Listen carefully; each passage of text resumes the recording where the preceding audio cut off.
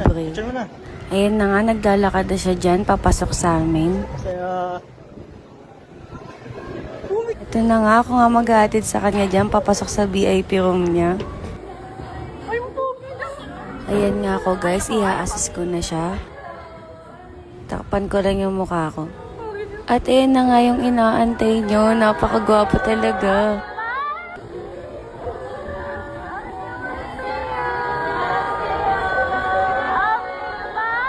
Baby, natin niya pa ako ng anyo sa'yo bago siya pumasok sa loob, kaya kilig na kilig ako dyan. Bawalan talaga magbigyo sa loob ng VIP. Kahit nga mga lalaki, inaantay si Limino sa labas. Pinalabas nga kaming mga staff para makapag-video ng maayos sa paglabas ni Liminho.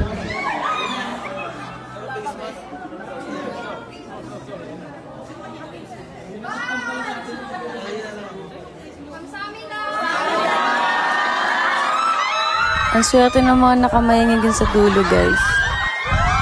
Tignan mo yan, no? Kahit mga lalaki kilig na kilig kay Liminho.